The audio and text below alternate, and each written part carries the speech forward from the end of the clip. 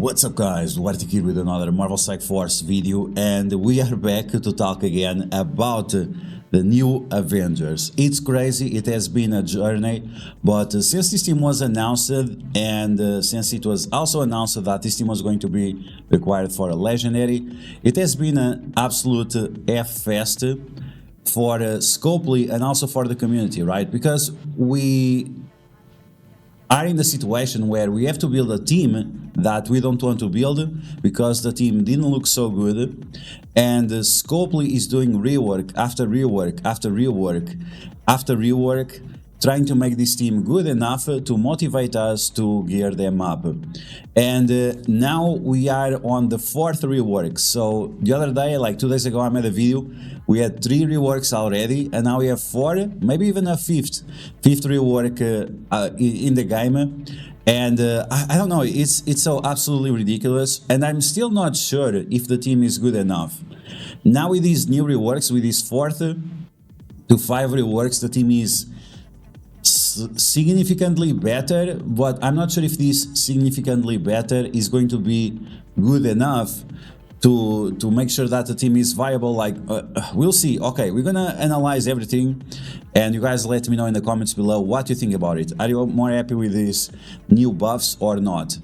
As always, if you like information on these videos, make sure you share it with your friends on Facebook and Discord. If you're new to my channel, make sure you subscribe for more Marvel Strike Force content, and make sure you smash that like button like a boss. Okay, so let's start off with the blog post. So we had a blog post yesterday, today is Saturday, yesterday was Friday, and in this blog post they announced a 4th rework to the new Avengers, and this rework was going to focus on Tigra.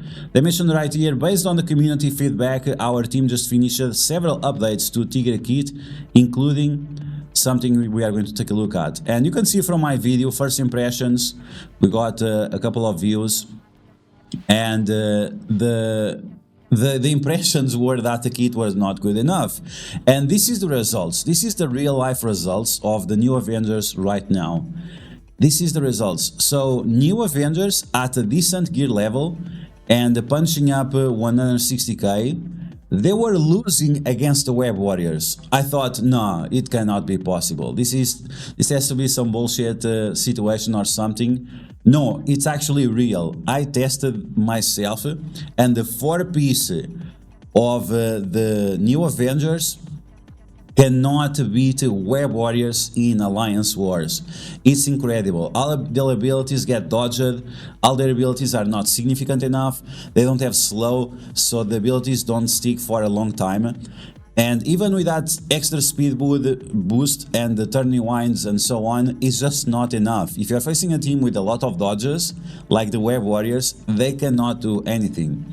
Of course, this is without Tigra, but let's be honest, the Tigra kit also does not have solutions against characters with a lot of evades. So let me know in the comments below right now what you think about this. Alliance Wars team, a team designed supposedly for Alliance Wars, losing against the Web Warriors. I find it pretty ridiculous, right? But there you go, that's the reality of it. And this is the problem with Marvel Strike Force and the developers. They try to focus so much on this one specific match, one specific counter. Oh, people are losing with Gamma. Okay, let's make a team that only counters Gamma. This was the same problem with Underworld. Underworld was designed just to beat Darkhold, and they also beat some other teams. They actually beat Web Warriors. But against other teams that are not Darkhold, they struggle quite a lot because they are designed for this so specific situation. And outside of Alliance Wars, in Blitz or in Dark Dimension or so on, where you can get some extra value of those characters, well, you actually can't, because all their stats are locked behind that specific gate mode. And it's just not good overall. It's not a good experience, but I'm happy that at least it seems that the developers are listening and they are making changes accordingly. Okay, so we're going to take a look at these changes. Some of the changes were on the blog post, and other changes were reported by Tauna. He already made a video about it. There were a few changes that Tauna didn't notice, but we'll mention in this video. So with the changes, the announcement for Tigra is that now she's going to get evades in all game modes, not just on Alliance Wars, with her basic. Of course, this is going to increase her survivability, but from what we have seen from the stats of Tigra in terms of health are quite low. So yeah, this is better, but it's still a little bit questionable if this is going to be enough to keep her alive. Then the special ability, the attack cannot be blocked in all game modes instead of being just Alliance Wars. Okay, that's great. And she'll also get immunity in all game modes, not just in Alliance Wars. That's great as well. Once again, making sure that at least she cannot get negative effects being applied to her. Then we have the ultimate. The ultimate is always applied to all enemies instead of only in Alliance Wars. Once again, this is huge. If the team is fast, if that's the benefit of the team, to be like super fast, if the enemies don't have slow, being fast is not as impactful, right? Because the enemies will always have you have the speed advantage, and then you have the difference of the slow, which is 50%. And if you don't have slow on the characters, well, the benefits that you have is going to be only like 15% or 30% or so, which is not significant enough.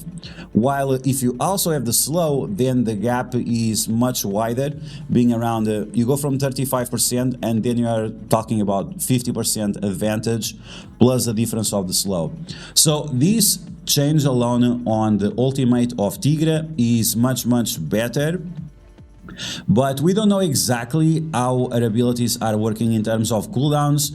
They have been changing the cooldowns around. The first ability that you use with Tigra would be the special, and it still is the special. So that's unfortunate. That's unfortunate because you need that slow as fast as possible. So this is something that it's still a problem, because we need to land this slow before the enemies go, otherwise it's pointless. So in my opinion, this is still a problem, but we'll see if the developers will change that or not.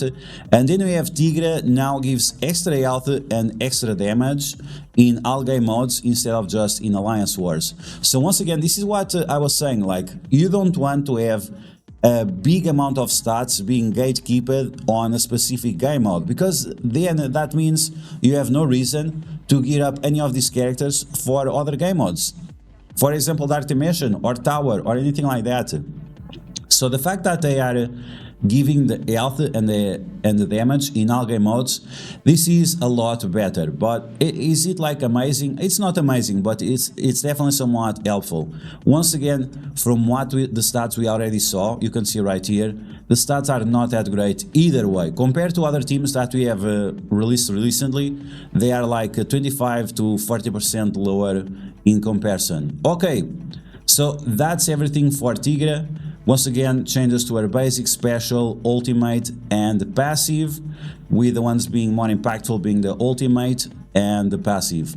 Now, let's go into the game and see the other changes. Once again, Tauna reported this first, but we are going to cover it as well. So, with the abilities of Coulson, not a huge change, it was pretty much just a special.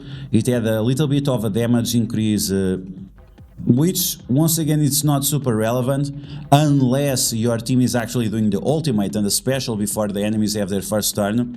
So I'm not exactly sure how impactful this is going to be. Then we have no changes on the thing, I think, at least from what I noticed. We don't have any changes here. It's the usual stun and so on, and the passive also does the same thing. The basic also doesn't do anything. It would be interesting for him to have something on the basic, so you could use him as a striker, because some people right now are thinking about using him as a fortifier. Okay, then we have Mockingbird. And Mockingbird, in my opinion, she had a change, which I'm not exactly sure. You guys can let me know in the comments below. But I think now she's giving speed bar to an ally Ronin. 20% speed bar to an ally Ronin. This is great because this will allow Ronin to go faster for his special, which applies stun. So yes, even that they have pretty much the same amount of speed, because you can stack, you can add up speed bar. Even if you are already at 100%, even if you have the same speed, this will allow Ronin to do his special much faster, which this ability was also changed for Ronin. In terms of the cooldowns, I don't remember if it has any change, I don't think so. And the special, from what I notice, is pretty much the same. Okay, so it gives energy in all game modes. I'm not sure if that was like that in the past or not. Okay, let's move on to the next character, with the final character, which is Ronin. And it seems like he had the most significant changes. So now he reduces the speed bar in all game modes, not just Alliance Wars. But this is with counter or assist. And what this tells me is that this team, the Ronin, was not supposed to be on this team. We don't have any counters or assists on this team, so what is this the purpose of this ability? This is something that I really don't understand, but hopefully we'll have an answer for that.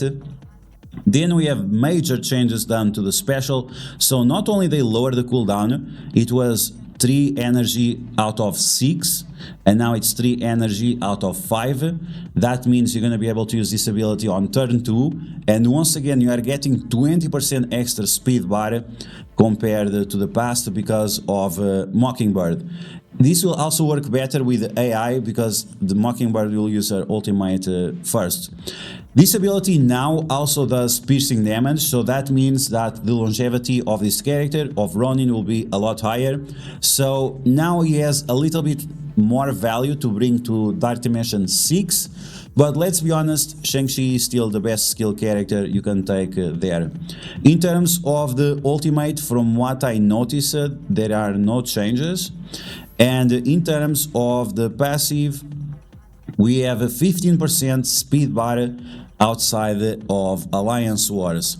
Now, we don't know for sure how this is working, if it's on spawn or if it is just base stat or if it is after the characters take action. We have seen this with OG Spider-Man and it was an absolute fuckfest, which it was not very appreciated. It was terrible and it didn't work the way they wanted, and that's why people were struggling with the Morgan Le Fay event. It's just because it was not designed properly, so hopefully this will not be the case. Okay, so let's just do a quick testing on these characters now.